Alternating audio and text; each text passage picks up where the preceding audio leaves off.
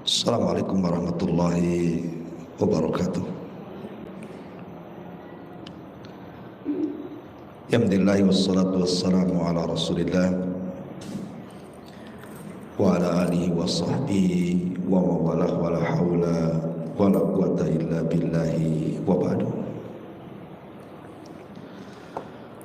Baik, kita lanjutkan kajian di pagi menjelang siang ini. Kita melanjutkan pasal ke-6 dari kitab Minhajul Muslim karya besar Syekh Abu Bakar Jabir Al-Jazairi rahimahullahu ta'ala. Dan kita masuk pada bab adab terhadap sesama makhluk.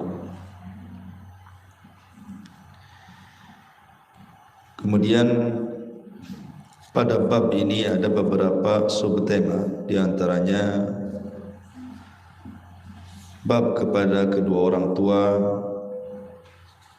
kemudian bab kepada anak, kemudian bab terhadap suami istri, saudara, dan begitu seterusnya.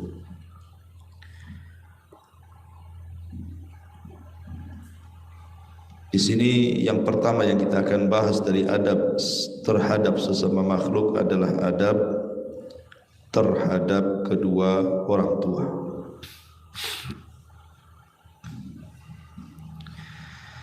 Seorang muslim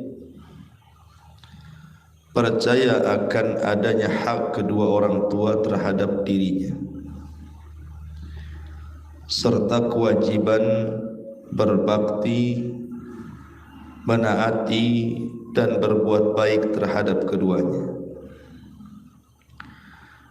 Tidak hanya karena mereka berdua menjadi sebab keberadaannya, atau karena mereka telah memberikan perlakuan baik terhadapnya dan memenuhi kebutuhannya, tapi juga Allah Subhanahu wa ta'ala telah menetapkan kewajiban atas anak untuk berbakti dan berbuat baik kepada kedua orang tuanya. Bahkan Allah menyebutkan kewajiban berbakti kepada kedua orang tua setelah penyebutan kewajiban terhadap dirinya yang merupakan ibadah yang hanya semata-mata diberikan kepadanya tanpa kepada selainnya. Dan itu ditunjukkan di dalam Al-Quranul Karim. A'udzu billahi minasyaitonir rajim. Wa qadha rabbuka alla ta'budu illa iyyah wa bil walidaini ihsana imma yablughanna indakal kibara ahaduhuma aw kilahuma fala taqul lahumā uffin wa la tanharhumā wa qul lahumā qawlan karīmā wafid lahumā janāha dhulli minar rahmah wa qur rabbirhamhumā kamā rabbayani shaghīrā. Dan Rabbmu telah memerintahkan supaya kamu jangan menyembah selain Dia, dan hendaklah kamu berbuat baik kepada ibu bapakmu dengan sebaik-baiknya.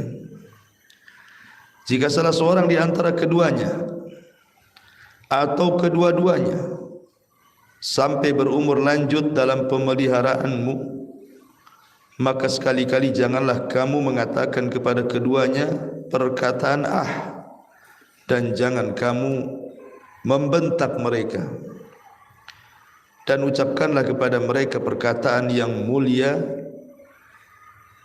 dan rendahkanlah dirimu terhadap mereka berdua dengan penuh kasih sayang, dan ucapkanlah, wahai Rabbku, kasihanilah mereka berdua sebagaimana mereka berdua telah mendidik aku sejak kecil. Baik. Ma'asyiral muslimat yang dimuliakan Allah Subhanahu wa taala. Kita tahu bahwa Islam ini tegak di atas rahmat. Nabi yang diutus kepada kita itu nabi yang penuh dengan rahmat, kasih sayang. Agama yang kita peluk juga agama yang penuh dengan kasih sayang. Wa ma arsalnaka illa rahmatan lil alamin. Tidaklah kami utus engkau wahai Muhammad kecuali dalam rangka membawa kasih sayang kepada manusia. Lah dalam bentuk kasih sayang itu adalah seorang anak berbuat baik kepada orang tua. Itulah bentuk bagaimana Islam ini mengajarkan kasih sayang. Sampai ada satu kisah yang diceritakan oleh seorang syekh. Kisah ini sangat masyhur, di mana ada seorang dokter di, kalau tidak salah di Inggris gitu ya. Jadi ada pasien seorang wanita muslimah. Pasiennya itu seorang wanita muslimah, terbaring, seorang ibu, dan sudah lama terbaring. Kemudian ada seorang wanita yang disangka anak perempuannya yang setiap hari merawatnya. Setiap hari merawatnya. Sehingga kemudian sang dokter ini heran. Akhirnya bertanya, siapa sebenarnya kamu dan siapa sebenarnya dia?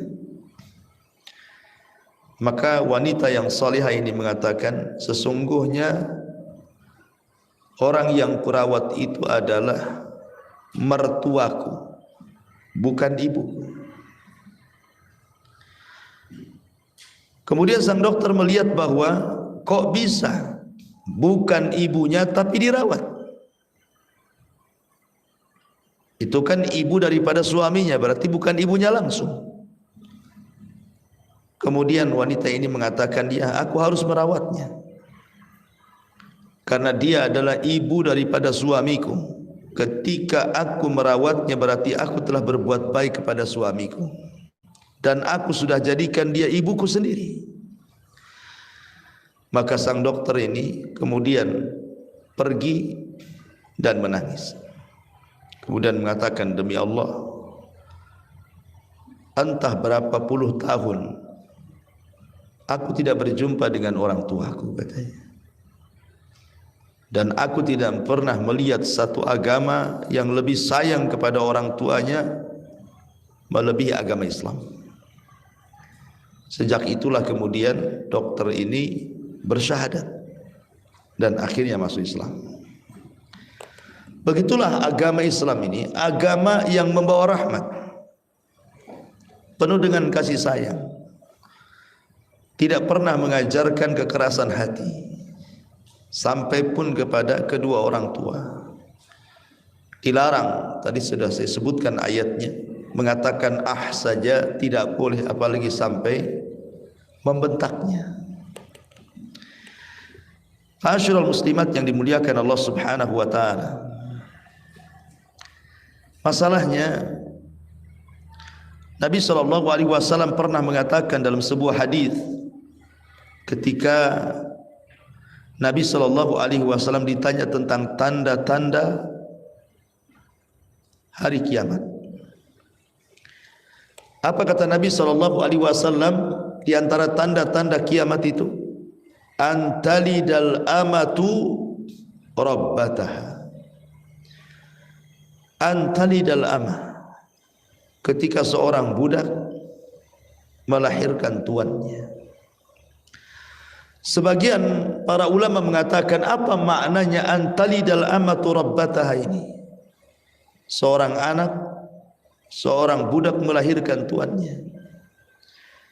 Ada yang memberikan catatan bahwa kalimat antalidal amatu rabbataha ini kinayah bahwa di akhir zaman akan banyak anak-anak yang durhaka kepada orang tuanya. kalau sudah datang zamannya di mana banyak anak-anak yang durhaka kepada orang tuanya, kurang ngajar dengan orang tuanya, berarti itulah tanda-tanda kiamat sudah muncul. Dan sadaqa Rasulullah, sungguh benar ucapan Nabi sallallahu alaihi wasallam.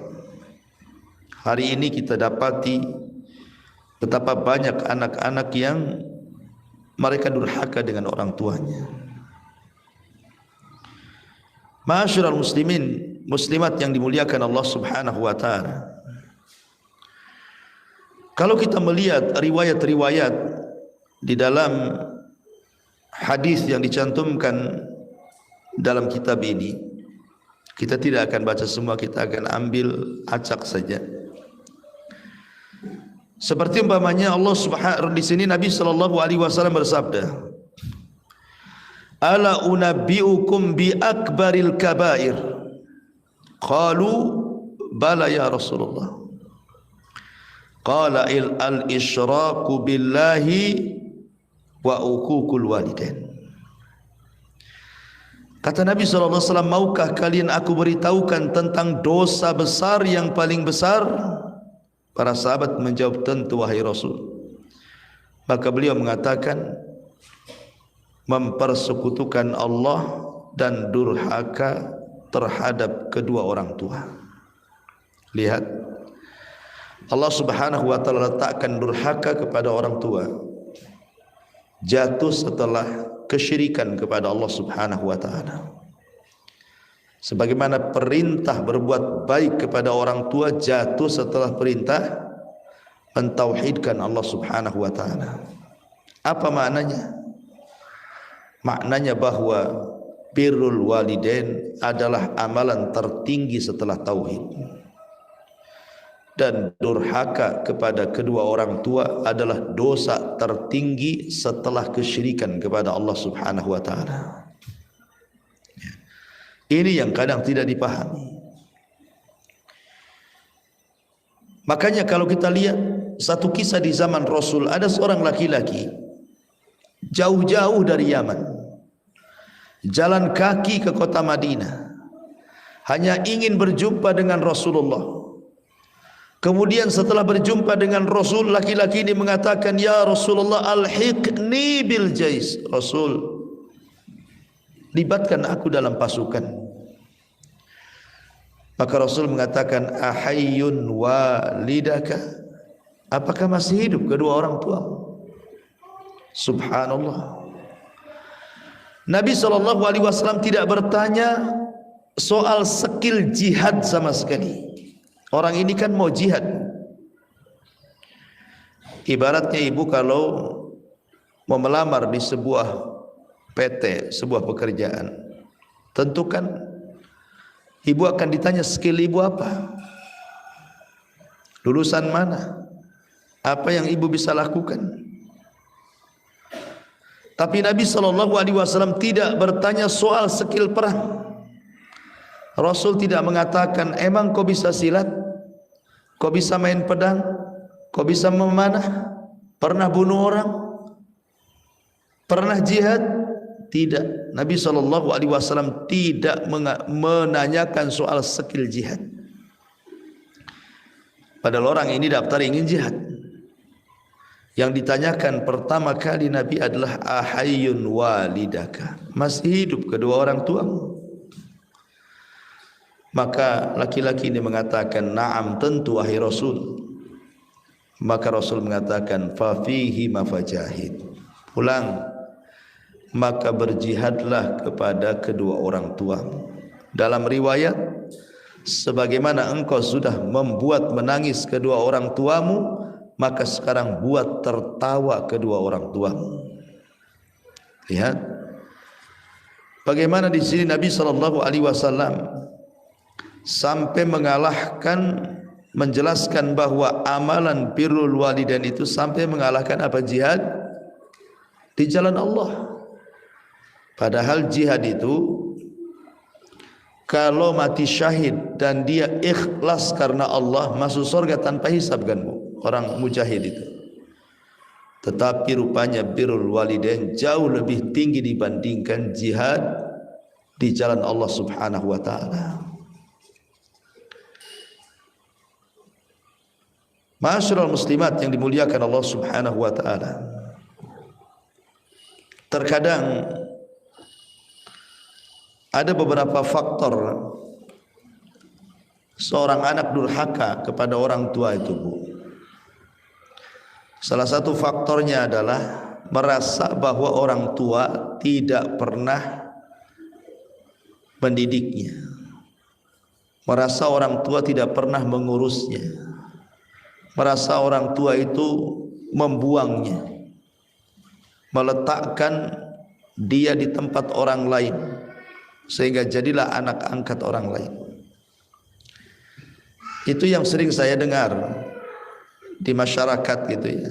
Ketika saya menjelaskan tentang pentingnya birrul walidain, ada pertanyaan, Ustaz, gimana saya akan berbuat baik kepada orang tua sementara saya dibuang sama orang tua saya, diletakkan di panti asuhan? Ustaz, kenapa saya harus berbuat baik kepada orang tua? Sejak kecil saya tidak mendapatkan perhatian, dan lain sebagainya. Maka saya katakan bahwa berbuat baik kepada orang tua itu bukan sistem muawadhah, bukan sistem barter. Itu yang harus ibu pahami. Berbuat baik kepada orang tua itu bukan sistem barter atau muawadhah. Bukan berarti kalau mereka baik kita baik, kalau mereka jahat kita jahat. Bukan. Kalau mereka memberikan pendidikan, maka aku akan balas kebaikan mereka. Kalau mereka memberikan perhatian, maka setelah tua aku berikan perhatianku kepadanya. Kalau mereka memberikan uang ketika aku kecil, ketika mereka tua, aku kirim juga uang. Bukan itu, Bu. Berbuat baik kepada orang tua itu bukan sistem muawadhah, bukan sistem barter. Kalau dia baik saya baik, dia jahat saya jahat, bukan. Tapi berbuat baik kepada orang tua itu adalah perintah Allah. Berbuat baik itu adalah perintah Allah. Wa wassaynal insana biwalidayhi. Dan kami perintahkan kepada kalian untuk berbuat baik kepada kedua orang tua. Jadi bukan semata-mata karena orang tua sudah mendidik kita, tidak. Tapi ini perintah. Kalau ini perintah artinya jangan pernah berpikir apakah orang tua ini berbuat baik atau tidak, mengurus atau tidak, menelantarkan ataukah memperhatikan, membiarkan ataukah membuang, dan begitu seterusnya. Ma'asyiral muslimat yang dimuliakan Allah Subhanahu wa taala. Kalaulah merasa orang tua itu gagal memberikan pendidikan kepada kita, maka jangan pula kemudian kita gagal dalam berbuat baik kepada kedua orang tua. Jangan tanamkan dendam. Karena ada anak itu yang menanamkan dendam kepada orang tuanya ketika orang tua gagal mendidiknya, gagal memberikan perhatian kepadanya. Atau kalau seandainya mereka orang-orang tua itu menelantarkan kita selaku anaknya, maka jangan pula kemudian kita berbuat yang sama. Cukuplah dosa itu ditanggung orang tua saja, karena dia tidak bertanggung jawab kepada anaknya. Tapi kita selaku anaknya berbuat baik kepada orang tua itu perintah Allah. Jangan membalas keburukan dengan keburukan, kemungkaran dengan kemungkaran. Lalu apa bedanya kita dengan dia? Jadi kalau seandainya orang tua dulu ini jarang atau sama sekali tidak memberikan tempat yang layak kepada kita, pakaian yang layak kepada kita, atau makanan yang enak, minuman yang lezat dan begitu seterusnya. Jangan pula kemudian setelah kita sukses dan kaya, kita berlaku sama dengan mereka ketika kita masih kecil. Demi Allah, seandainya pun orang tua kita ini kafir, musyrik sekalipun, menyembah agama, menyembah Tuhan selain daripada Allah Subhanahu wa taala, berbuat baik kepada orang tua itu tetap hukumnya wajib. Wa in jahadaka ala an tusyrika bi ma laisa laka bihi ilmun fala tuti'huma. Dan jika keduanya memaksa kamu untuk mempersekutukanku dengan sesuatu yang tidak ada pengetahuan tentang itu, maka janganlah kamu mengikuti keduanya, tetapi pergaulilah keduanya dengan cara yang baik. Ya. Jadi tanamkan Bu ya, ini poin penting, berbuat baik kepada orang tua itu bukan karena sistem barter, bukan karena mereka baik kita baik, mereka jahat kita jahat, bukan. Tapi berbuat baik kepada orang tua itu karena perintah Allah. Ya. Ma'asyiral muslimat yang dimuliakan Allah Subhanahu wa taala, kalau seandainya kita selaku anak ini tidak bisa membahagiakan orang tua, belum mampu membuat senang orang tua, jangan pula kita membuat susah mereka. Atau kalau kita belum mampu membuat orang tua tertawa, jangan pula kemudian kita membuat mereka menangis. Atau bila mana kita belum mampu menyenangkan mereka, jangan pula membuat susah mereka. Atau seandainya pun kita selaku anak ini belum mampu memberikan tempat yang layak, rumah yang layak, pakaian yang layak, makanan yang layak, maka minimalnya jangan lupa berdoa kebaikan untuk mereka. Berdoa kebaikan untuk mereka. Disebutkan dari Atha ibn Sa'ib, dari bapaknya, dari Abdullah ibn Amr, seorang laki-laki datang kepada Nabi sallallahu alaihi wasallam, kemudian mengatakan, inni ji'tu ubayyuka 'alal hijrah. Sesungguhnya aku datang untuk membaiat dirimu wahai Rasul untuk hijrah. Walaqad taraktu abawayya yabkiyan, dan sungguh aku telah meninggalkan kedua orang tuaku menangis. Maka Rasul mengatakan, irji ilaihima,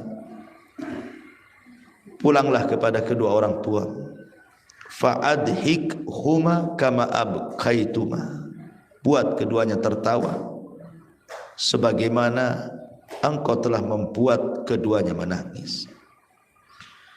Ma'asyiral muslimat yang dimuliakan Allah Subhanahu wa taala, terkadang banyak anak-anak ini, kalau saya ibaratkan itu seperti kacang lupa kulitnya. Kalau seandainya kita mengingat-ingat ya Bu ya, saya, ibu atau siapapun lah, ingatlah dulu waktu masih kecil kan.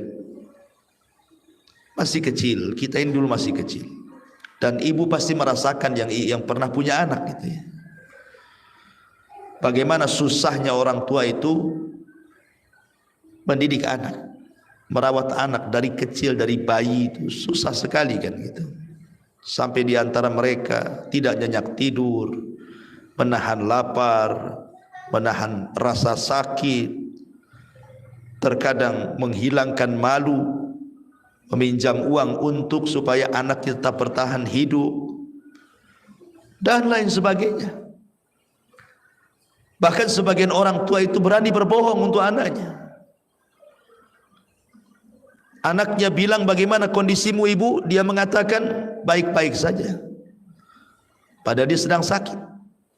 hanya untuk menyenangkan anaknya. Ada sebagian orang tua itu sampai ke taraf seperti itu, membohongi anaknya. Lah itu untuk siapa kalau bukan untuk anak-anaknya?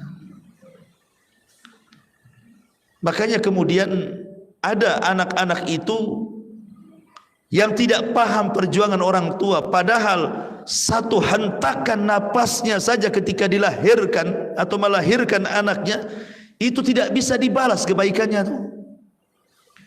Sebagaimana ada seorang laki-laki yang menggendong ibunya saat pergi umroh atau haji. Dia tawaf, dia gendong ibunya, dia sa'i, dia gendong ibunya sampai selesai manasik. Dia gendong ibunya. Apabila ibunya buang hajat di gendongannya, maka dia bersihkan tanpa melihat auratnya. Seperti itu seorang anak kepada ibunya. Terakhir dia datang kepada Abdullah ibn Umar dan mengatakan, wahai Abdullah ibn Umar, cukupkah aku berbuat baik kepada orang tuaku? Maka Abdullah ibn Umar mengatakan, satu hentakan nafas ibumu saat melahirkan kamu itu tidak bisa dibalas dengan apapun. Engkau belum berbuat baik banyak kepada orang tuamu. Sampai satu hentakan nafas saja tidak bisa diimbangi dengan ibadah seperti itu, gitu ya. Saking besarnya pahala yang dimiliki orang tua kepada kita. Makanya banyak anak-anak yang kadang-kadang lupa kepada orang tuanya, apalagi sudah sukses, sudah berumah tangga. Terkadang di antara mereka tidak mau merawat orang tuanya. Alasannya, Ustaz, bukan saya tak mau. Saya dan suami sudah sepakat, Ustaz, bawa orang tua dari kampung biar tinggal di sini. Tetapi orang tua yang tak mau pula. Dia suka tinggal di gubuk reotnya di kampung sana. Dia tak suka tinggal di sini pada fasilitasnya lengkap di sini. Ibu harus paham bahwa terkadang ada orang tua itu, mereka tidak mau meninggalkan daerah kelahirannya.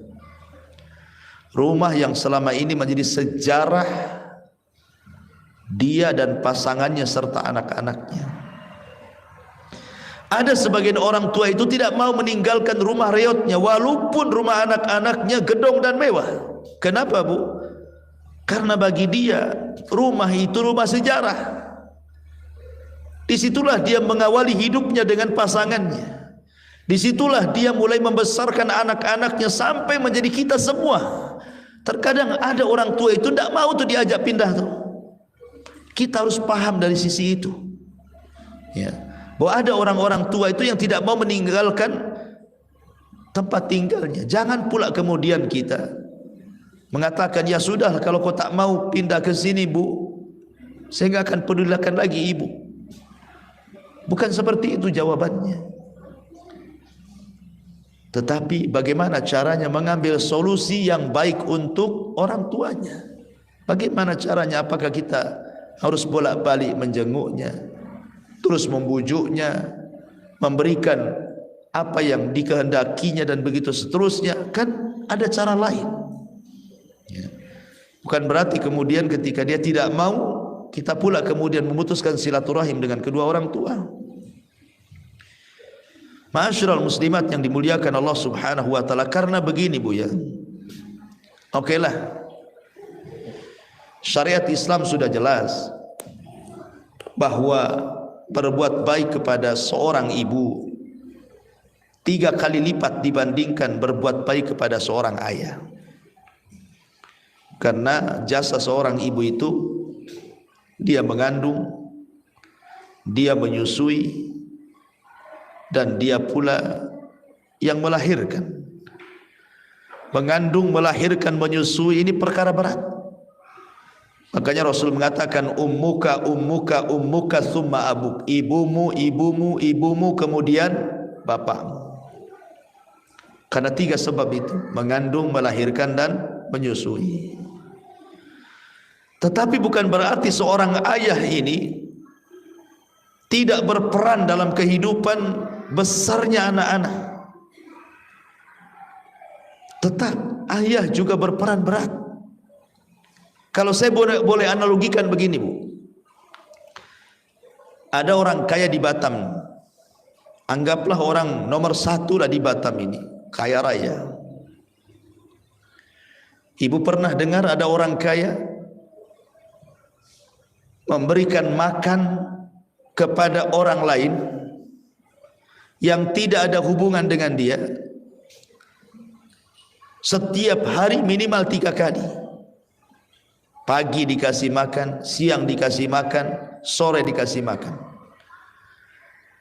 Kemudian juga dibelikan pakaian, kemudian diberikan perhatian. Sekaya apapun, Bu, tidak ada ceritanya dia merawat anak orang lain, memberi makan 1 hari 3 kali, dan dia merasa ikhlas, tidak pernah bosan, kecuali seorang ayah kepada anaknya. Kecuali seorang ayah kepada anaknya, tidak akan pernah bosan. Mau anaknya jengkelin, mau anaknya buat dia merana susah, tetap saja dia akan tanggung jawab. Tentu kita bicara ayah-ayah yang waras ya, karena ada juga ayah tak waras gitu ya. Artinya bahwa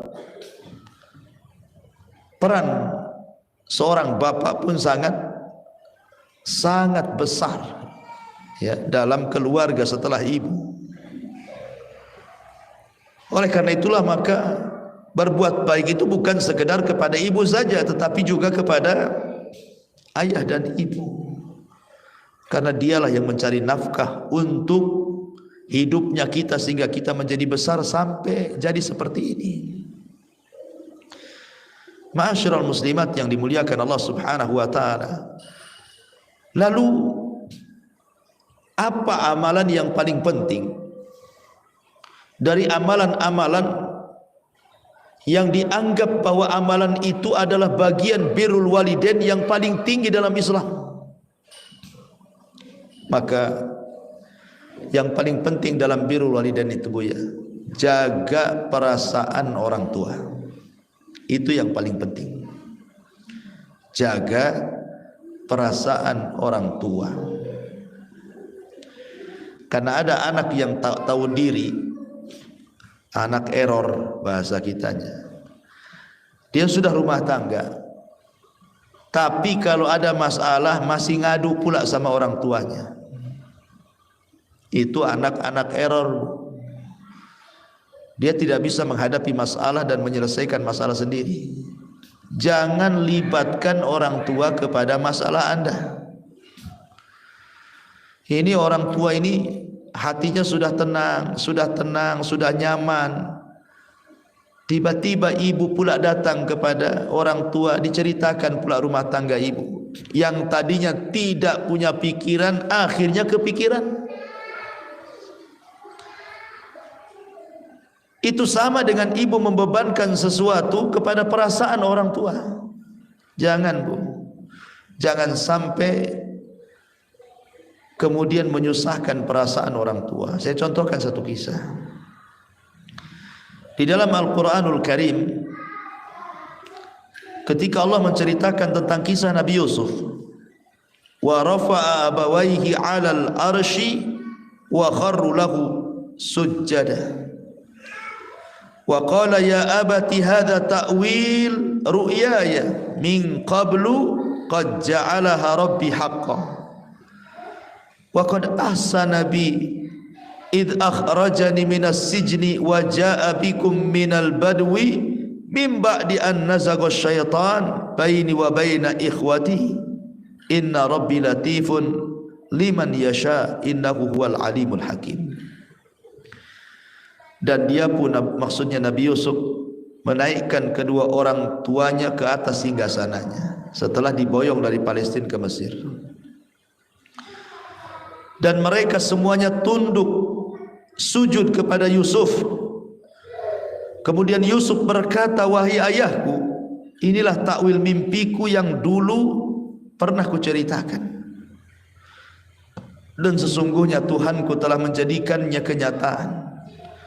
Sungguh Tuhanku telah berbuat baik kepadaku ketika Dia membebaskan aku dari penjara dan ketika membawa kamu dari dusun setelah setan merusak hubungan antara aku dengan saudara-saudaraku. Sungguh Tuhanku maha lembut terhadap apa yang Dia kehendaki. Sungguh Dia maha mengetahui dan maha bijaksana. Lihat perkataan Nabi Yusuf. Nabi Yusuf ini ketika kecil-kecil, ibu tahulah kisahnya kan, 10 saudaranya membawa Nabi Yusuf ke tengah hutan, kemudian dimasukkan ke sumur kan. Zalim saudara-saudaranya bu. Yusuf ketika itu usianya 10 tahun. Bayangkan dimasukkan ke sumur yang sangat gelap dan sangat dalam, yang secara logika itu sama dengan membunuhnya. Tetapi Allah takdirkan ada pula yang mencari air kemudian menjulurkan tali timbanya, tiba-tiba Yusuf pun meraihnya dan bisa diselamatkan. Rupanya para pedagang dibawa ke Mesir, dijadikan budak kemudian dijual. Singkat cerita Yusuf jadi orang besar dan sukses. Ketika Nabi Yusuf kemudian memboyong keluarganya ke Mesir, Nabi Yusuf loh tidak menceritakan bagaimana kurang ajar saudaranya kepadanya di hadapan Yakub, supaya menjaga perasaan ayahnya Yakub dan ibunya. Sehingga Nabi Yusuf hanya mengatakan bahwa setanlah yang telah rusak, atau setanlah yang telah merusak hubungan antara aku dengan saudara-saudaraku. Nabi Yusuf menyalahkan setan. Setanlah yang telah merusak hubunganku dengan saudaraku, sehingga aku terpisah dengan mereka. Nabi Yusuf tidak menceritakan kejahatan saudaranya kan. Kenapa? Demi menjaga perasaan Nabi Yakub. Inilah caranya berbuat baik kepada orang tua. Yang pertama, jaga perasaan. Jaga perasaan.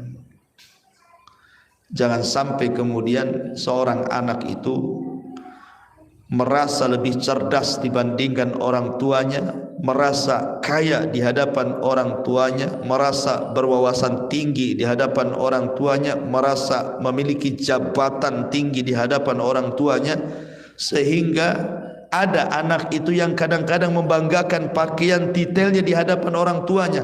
Bu, orang tua itu, ibu sudah tahulah, karena ibu juga orang tua.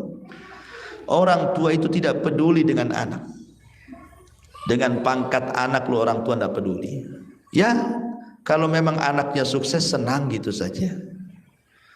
Orang tua manapun, mau anaknya dokter, mau anaknya pilot, mau anaknya jenderal, mau anaknya menteri, mau anaknya jadi apapun, kadang-kadang sebagian orang tua tidak peduli. Orang tua itu yang peduli adalah bahwa kita itu anaknya, itu saja. Orang tua itu hanya tahu kita anaknya. Dia tidak peduli dengan pangkat dan jabatan siapapun dari anak-anaknya.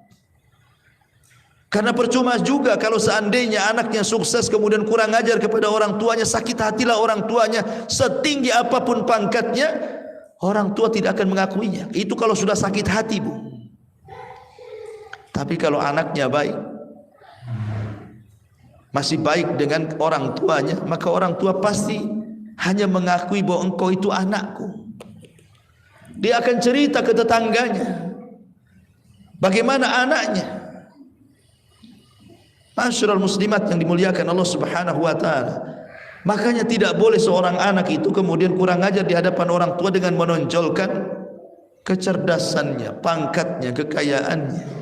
Tapi Allah katakan wahfid lahuma janahadzulli minar rahmah. Rendahkan dirimu terhadap keduanya dengan penuh kasih sayang. Ingat, kasih sayang orang tua, menyayangi orang tua,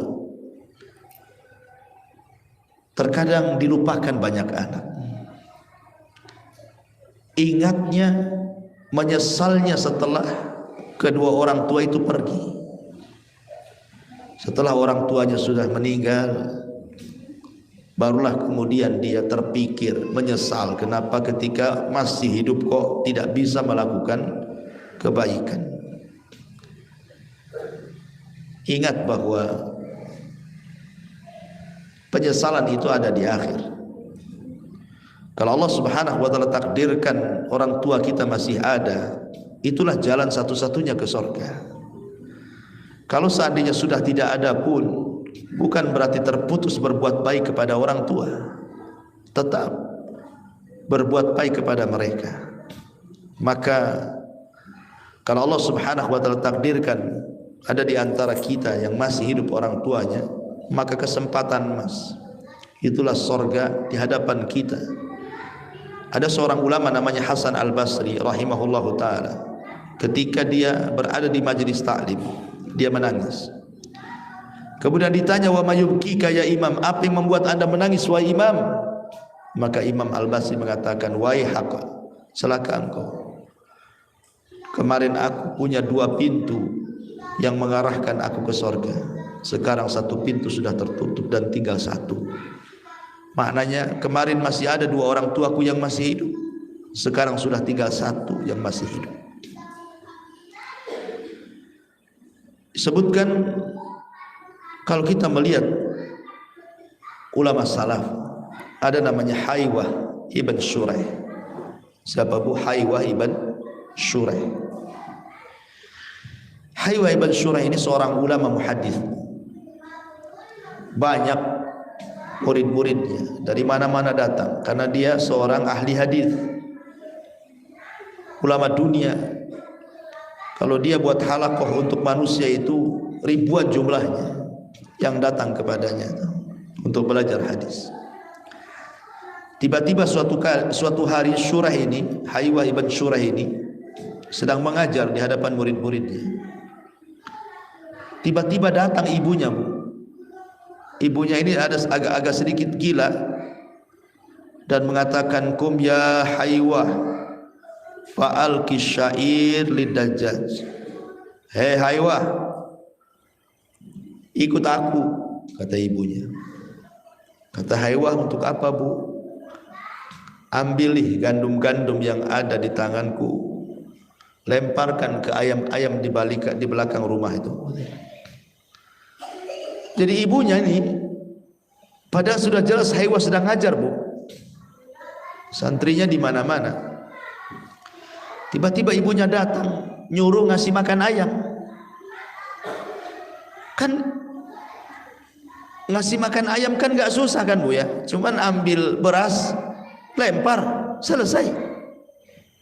Tapi karena ibunya ini ada masalah dengan kejiwaannya, dia datang ke masjid. Haywah sedang ngajar, murid-muridnya ribuan, tiba-tiba mengatakan, hei Haywah, ayo ikut ibu, katanya, kita kasih makan ayam. Maka Haywah mengatakan kepada murid-muridnya, panggilan ibuku wajib, tapi aku mengajar kalian tidak wajib hukumnya. Maka bagaimana kalau seandainya kita tunda dulu kajian ini? Saya akan bantu ibuku memberi makan ayam-ayamnya, baru saya akan kembali untuk mengajar kalian. Lihat bagaimana seorang Haywah bintu Shuraih memberikan pelajaran kepada kita tentang birrul walidain. Bahkan ada seseorang bertanya kepada Abdullah ibn Abbas radhiyallahu anhuma dan mengatakan, wahai Abdullah ibn Abbas, aku sudah nazar untuk perang melawan orang-orang Romawi, menjadi tentara kaum muslimin. Masalahnya kedua orang tuaku melarang aku. Apakah harus aku tunaikan nazarku? Maka Abdullah ibn Abbas radhiyallahu anhuma mengatakan, ati abawaika, jangan kau penuhi nazarmu, tapi taatilah kedua orang tuamu. Kenapa? Fa innar rum satajidu man yaghzuha anka. Karena Romawi tetap akan diperangi orang-orang selain kamu. Masih banyak yang daftar perang selain kamu. sebaiknya kau pulang, berbuat baktilah kepada kedua orang tua. Lihat sahabat Abdullah bin Abbas radhiyallahu anhu. Bahkan pernah ditanya Abdullah bin Abbas juga soal seorang laki-laki yang membunuh seorang wanita. Dia mengatakan, wahai Abdullah bin Abbas, aku ini tertarik dengan seorang wanita. Aku pinang dia, dia tolak pinanganku. Tiba-tiba orang lain pinang, dia pula terima pinangannya. Ku sakit hati, ku ambil pedang, ku bunuh wanita itu supaya tidak menjadi milik dia dan juga tidak mendapatkan diriku. Ketika aku membunuh wanita itu, aku menyesal, wahai Abdullah bin Abbas. Apa amalan yang bisa menebus dosaku ini? Maka Abdullah bin Abbas radhiyallahu anhu mengatakan, kau punya kedua orang tua? Kau punya kedua orang tua? Dia mengatakan tidak ada. Kau punya bibi? Ya, kalau begitu berbuat baiklah kepada bibimu, karena bibi itu sama dengan orang tua. Kemudian atau Urwah atau siapa gitu ya, mengatakan, Ibnu Abbas, orang ini bertanya sudah membunuh, kenapa kau jawab kamu punya orang tua? Apa nyambungnya? Orang ini tanya mau tobat, kau tanya pula tentang orang tuanya. Apa hubungannya dosa membunuh dengan orang tua itu? Maka Abdullah bin Abbas mengatakan, demi Allah, aku tidak pernah melihat ada amalan yang lebih mulia dibandingkan berbuat baik kepada kedua orang tua. Dan Allah berfirman, innal hasanat yudhibnas sayyiat, bahwa kebaikan itu bisa menghapuskan keburukan. Dan aku tidak pernah melihat ada kebaikan setinggi birrul walidain. Ma'asyiral muslimat yang dimuliakan Allah Subhanahu wa taala. Kemudian juga dikisahkan oleh Abu Hanifah, Bu. Siapa yang tidak kenal Abu Hanifah, Bu? Imam madhab. Tapi ibunda Abu Hanifah itu, dia suka dengan seorang syekh dari muridnya Abu Hanifah, karena dia seorang wa'id, seorang penceramah handal, tukang memberikan nasihat gitu ya. Sehingga kemudian dikatakan kepada Abu Hanifah, wahai Abu Hanifah, ibu punya soalan, bisakah kau tanyakan kepada si Anu, Syekh Anu tuh katanya. Padahal Abu Hanifah bisa jawab, karena dia gurunya daripada syekhnya ibunya tuh. Tapi untuk menjaga perasaan hati ibunya, iya, nanti saya akan tanyakan bagaimana jawabannya. Akhirnya Abu Hanifah datang kepada syekh yang dimaksud oleh ibunya itu. Kata syekh ini, ya Abu Hanifah, bukankah kau guruku? Kenapa kau tidak jawab pertanyaan ibumu? Ini pertanyaan yang sulit, kalau gitu ajarkan jawabannya. Kata Abu Hanifah, ibuku suka dengan kamu. Baik, aku akan ajarkan jawabannya, dan kau jawablah untuk pertanyaan ibuku, seolah-olah kau yang jawab, supaya dia senang. Sampai seperti itulah ulama-ulama itu untuk menyenangkan seorang hati orang tua dan menjaga perasaannya. Wallahu alam. Pembahasan birrul walidain memang panjang ya kan, ada rincian-rinciannya. Tetapi waktu juga karena terbatas, kita buat tanya jawab saja Bu ya. Silakan Bu kalau ada yang mau.